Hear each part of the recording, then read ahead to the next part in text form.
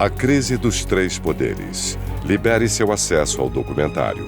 Torne-se membro por apenas R$ 19,00 mensais. Toque em Saiba Mais. Então, só para ter uma ideia, metade dos entrevistados que nós prospectamos, 50% dos entrevistados que nós prospectamos, se recusaram a falar conosco por medo.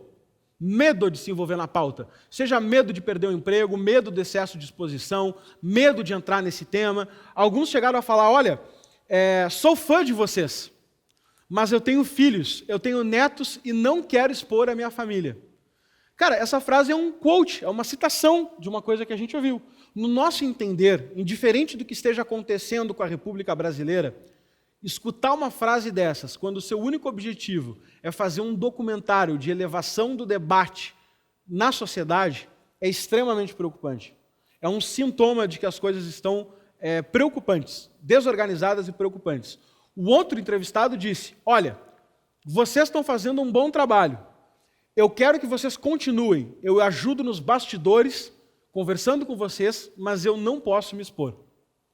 Porque o cara tem algum cargo de funcionário público, o cara tem algum cargo de destaque, e ele não pode entrar nesse debate. Mesmo que ele tome todo o cuidado do mundo em não ser parcial e aportar conteúdo de uma forma racional, intelectual, discutir o problema. Se as lideranças do assunto no país não acham que estão seguras ao exporem a sua opinião, quem que vai nos guiar nesse momento? Quem que vai dar protagonismo para esse debate?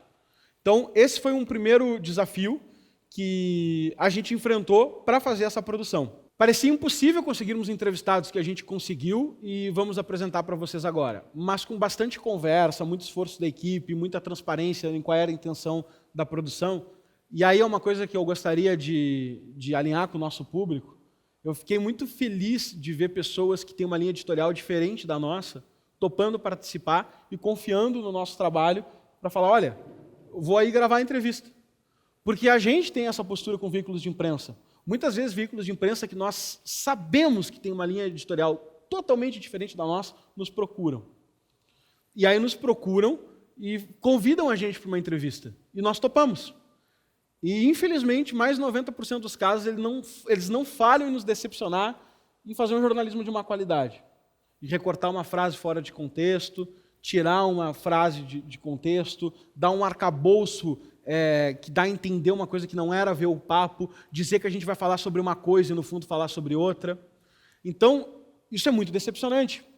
Eu nem me importaria de um determinado veículo, de uma linha editorial muito diferente da nossa, nos ligar e dizer, olha, a gente vai falar sobre tal coisa, e a gente achar, pô, esse assunto é ruim. E beleza, vamos falar sobre tal coisa, então. O problema é a cilada. Então, da mesma forma que a gente não gosta de viver isso com as pessoas, a gente deu nosso comprometimento para os entrevistados que a gente conversou, e também explicando aqui para o público qual é a lógica por trás da escolha desse elenco, de que nós ouviríamos as partes, de que nós institucionalizaríamos a mensagem da Brasil Paralelo para que ela fosse escutada, para que ela fosse dialogada em alta qualidade técnica, mesmo que com pontos divergentes. Então, nós conseguimos um time de elenco de muita excelência, que nos orgulha muito, com essa pluralidade e com esse comprometimento nosso em ouvir ambas as partes, diferentes linhas editoriais, e não ser jogo bem aberto, não ser trapaceiro, que nem os caras são de vez em quando, de tirar a frase do cara de contexto, sanduichar o cara, etc. e tal, né? Então, a gente não vai fazer isso aí.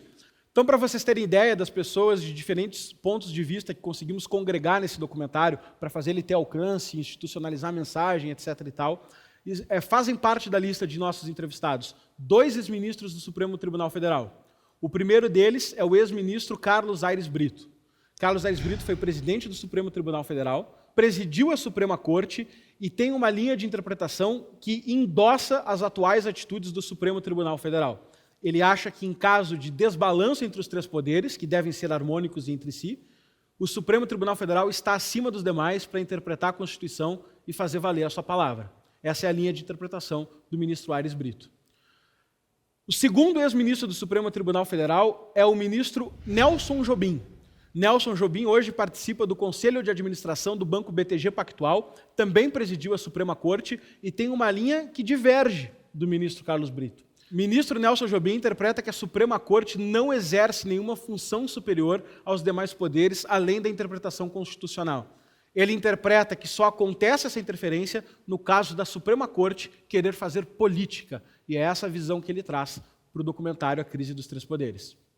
Também entrevistamos o ex-presidente Michel Temer. Michel Temer é um conhecido jurista brasileiro, além de ex-presidente da República. Foi ele quem indicou o ministro Alexandre de Moraes para o Supremo Tribunal Federal e ele contribuiu com a visão dele de Estado e de participação do poder público para a gente entender melhor como ele interpreta o atual conflito entre os três poderes. Também entrevistamos o Dr. Ives Gandra Martins, autor de mais de 150 livros, professor emérito da Universidade de Mackenzie e já foi atribuído a ele o título de um dos arquitetos da Constituição brasileira. Dr. Ives Gandra Martins foi conselheiro jurídico da Constituinte de 1988 e escreveu uma longa coleção, junto com colegas, de vários livros comentando a nossa atual Constituição. Está no documentário para explicar sua interpretação jurídica e como ele interpreta o momento que estamos vivendo. Dr. Bolívar Lamonier, cientista político que acompanha há décadas a situação brasileira e escreveu alguns livros sobre o assunto e também está conosco para conversar sobre qual é a armadilha de baixo crescimento que o Brasil está preso e por que ele não consegue se livrar de um problema que enfrenta há 100 anos na República Brasileira. Professor Ricardo Gomes, que ministrou aqui na Brasil Paralelo o famoso curso As Origens do Estado, o curso que mais bombou na nossa plataforma, e agora é a hora desse conteúdo do curso vir adaptado para a gente entender as origens históricas dessa crise. O Ricardo Gomes também é advogado e ex-presidente do Instituto de Estudos Empresariais, além de professor de Direito e professor de Filosofia do Estado aqui da Brasil Paralelo. Também contamos com Luiz Felipe de Orleans de Bragança, mestre em Ciência Política pela Universidade de Stanford, com MBA na INSEAD em Paris, além de ser tataraneto do Dom Pedro II e membro da família real brasileira, claro, está conosco construindo uma visão de Estado e uma retomada de como chegamos até aqui e qual a função da divisão de poderes no Estado. Além desses entrevistados, temos mais de 20 outros nomes que ajudaram a Brasil Paralelo a construir um grande lançamento que vocês vão ver hoje na nossa plataforma. Quero chamar um rápido teaser para apresentar esses nomes para vocês.